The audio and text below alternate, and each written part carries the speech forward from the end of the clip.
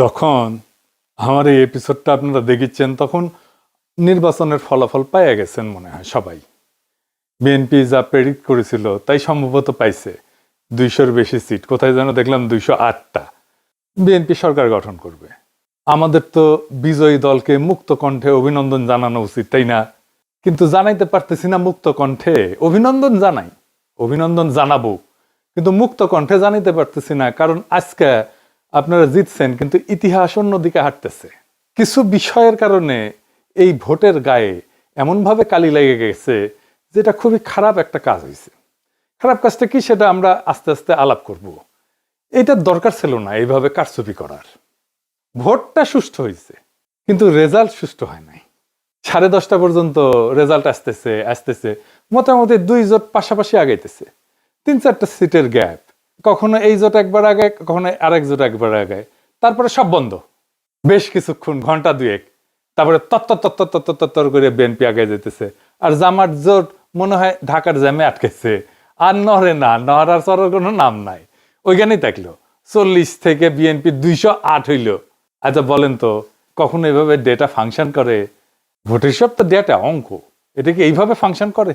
মানে এটা বিজ্ঞানের কথা, হ্যাঁ, ব্রেনটের কথা আর কি, এডুকেশনের কথা। এগুলো তো র্যান্ডম নাম্বার। যেভাবে ভোটের রেজাল্ট ঘোষণা করা হয়েছে এর কোনো প্যাটার্ন মানে নাই। আপনি এই ডেটা যে কোনো ম্যাথমেটিক্যাল স্ট্যাটিস্টিক্যাল মডেলে ফেলেন, তারপরে দেখবেন এটা ম্যানিপুলেশন হয়েছে।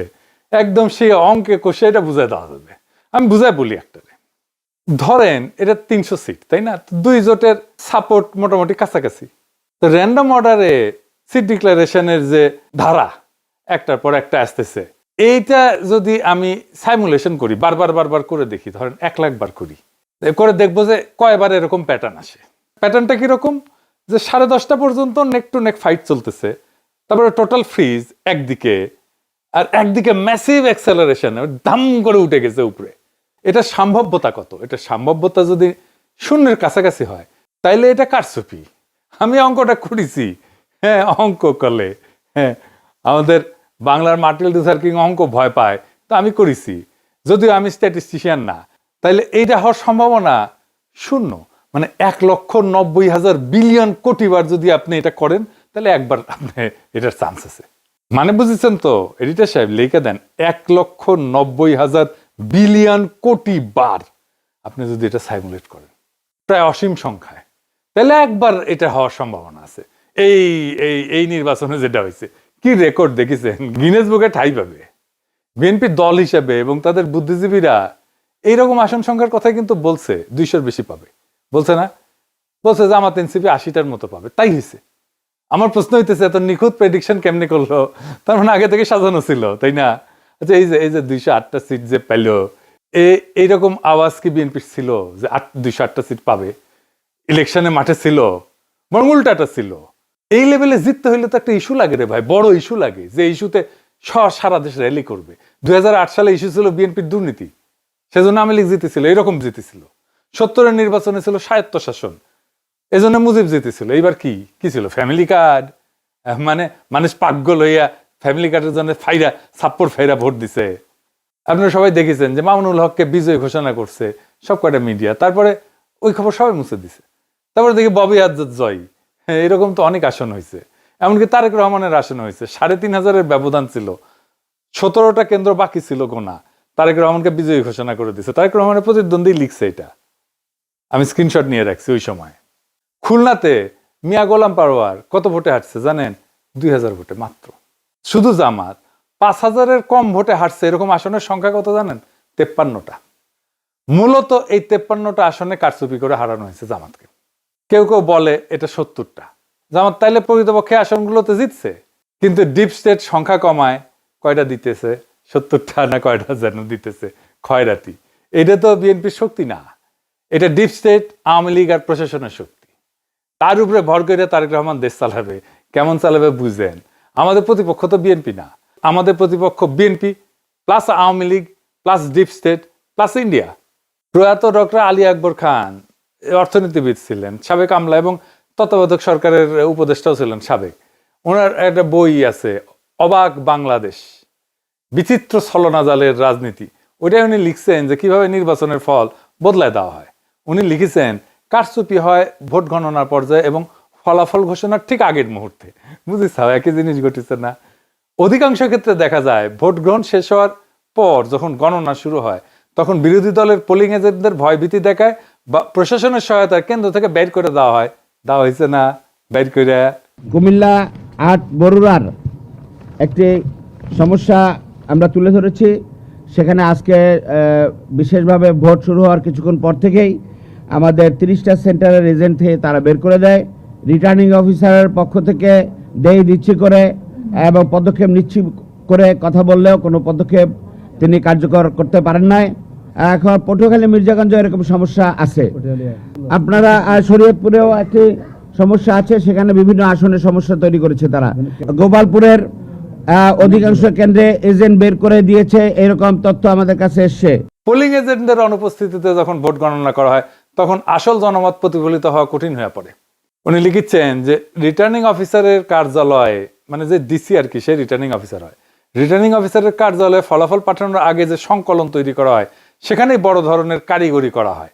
ফলে দিনের বেলায় দৃশ্যত শান্ত নির্বাচনও রাতের ফলাফল ঘোষণার সময় সম্পূর্ণ বদলে যেতে পারে। দেখেছেন, একই কথা কয়ে গেছে গুরুজন। হ্যাঁ, কি চমৎকার কয়ে গেছে। এটাই ফলো করেছে আর কি, বুঝিছাও? এটাই জানে আমাদের অ্যাডমিনিস্ট্রেশন, এটাই জানে আমাদের প্রশাসন, এটাই জানে আমাদের ডিপ স্টেট। এই কাজই করে।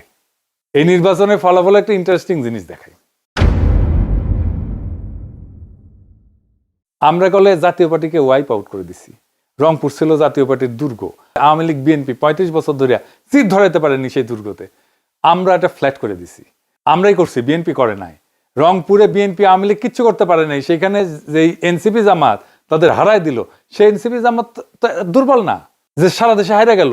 এই চিত্রটা, রংপুরের চিত্রই সারা দেশে হওয়ার কথা ছিল, হইল না। ডিপ স্টেট হইতে দিল না। এটা আসলে করার দরকার ছিল না। এই আকামটা করার দরকার ছিল না। ভোট খুবই সেন্সিটিভ জিনিস। মুজিব 1973-এ এই কিসিমের একটা নির্বাচন করে গাড্ডায় পড়েছিল। হাসিনা নির্বাচন না দিয়া এরকম কিসিমের নির্বাচন করে গাড্ডায় পড়েছিল।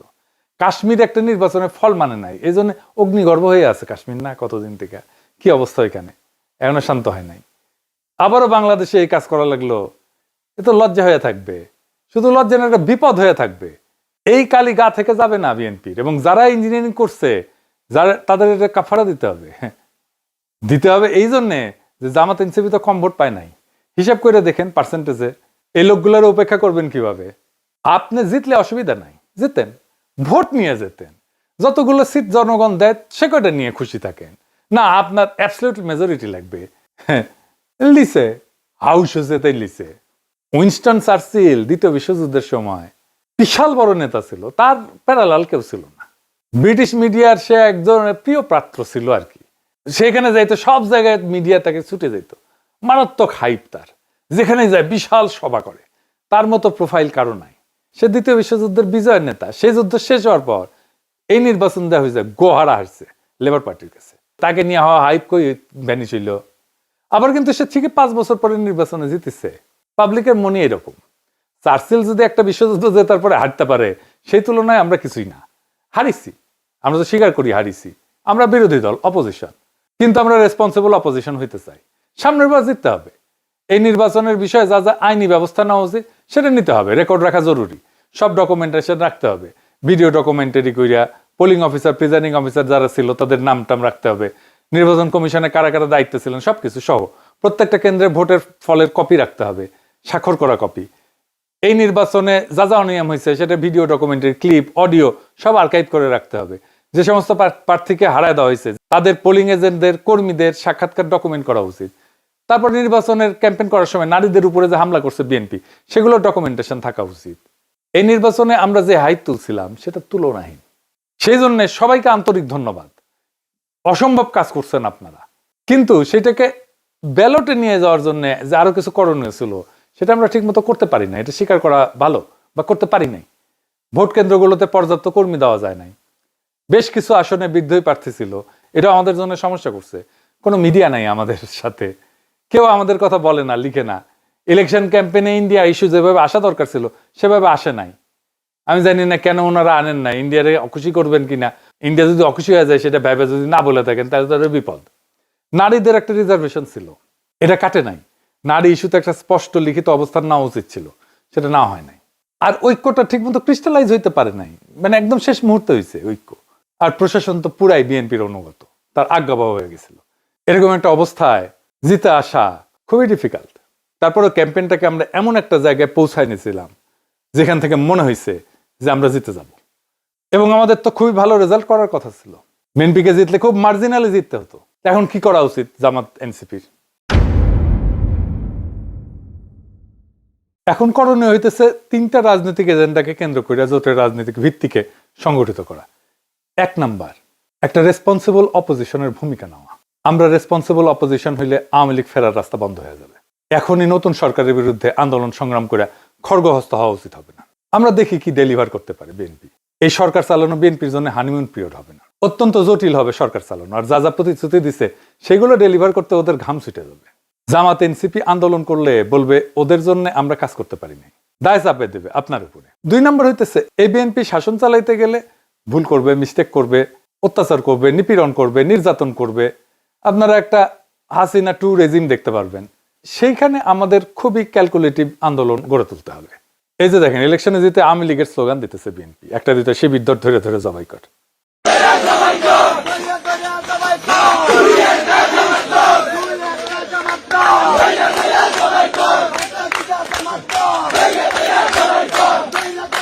বিজয়ের উল্লাস চলতেছে দুবাই স্কুল। শুনেছেন? শুধু তাই না, আজকে শিবির নেতাদের বাসায় হামলা করতেছে।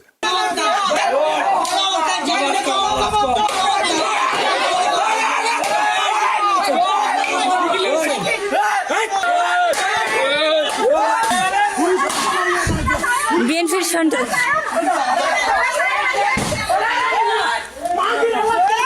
বিএনপির সন্ত্রাস সকল। আপনি আর একটা আওয়ামী শাসন দেখবেন, লিগে রাখতে পারেন। আমরা আবার আগের সেই জায়গায় ফিরে গেলাম, 2008 সালে ফিরে গেলাম। এরপরের সময়গুলোও আবার রিপিট হবে। এবার হবে দ্রুত। হাসিনা 15 বছরে যা যা দেখছেন তা বছর 2-এর মধ্যে দেখে ফেলবেন। তারেক রহমানের যদি স্টেবিলিটি প্রায়োরিটি হইতো তাহলে ভোটটা তিনি ফেয়ার হইতে দিতেন। মানুষ একটা পরিবর্তন চাইছিল, তিনি পরিবর্তনটা ঠেকাই দিলেন। এভাবে আদৌ পরিবর্তনকে ঠেকায় রাখা যায় না। আর 3 নাম্বার স্ট্র্যাটেজি হইতেছে আজকে যেই শক্তি জামাত আর এনসিপির পিছনে দাঁড়াইছে সেই শক্তিকে সংহত কইরা পরের নির্বাচনের জন্য আজ থেকে প্রস্তুতি নেওয়া উচিত। এই নির্বাচন কিন্তু দেখাই দিল যে বাংলাদেশ এখনো গণতান্ত্রিক পরিপক্কতায় পৌঁছায়নি, কিন্তু এই ভোট প্রমাণ করলো একটা বিকল্প শক্তি উঠে এসছে। এই শক্তিকে আর থামানো যাবে না। আর বিএনপি যেহেতু আওয়ামী লীগ আর হাসিনার দেখানো পথেই যাইতেছে, তাই সে হাসিনার অন্তিম যে লক্ষ্য সেটার দিকেই যাবে। এটাই ইতিহাসের শিক্ষা। তবুও আপনাদের জন্য শুভকামনা। আমরা লক্ষ্যে অবিচল থেকে আগায় যাব, জনগণকে সাথে নিয়ে যে আজাদির কাফেলা আমরা শুরু করছি তার সাথেই যাব। দেখা হবে রাজপথে, দেখা হবে লড়াইয়ের মাঠে, দেখা হবে আবারও আগামী নির্বাচনে। আমরা আরো শক্তিশালী হয়ে আপনাদের সামনে আসব। ইনকিলাব জিন্দাবাদ।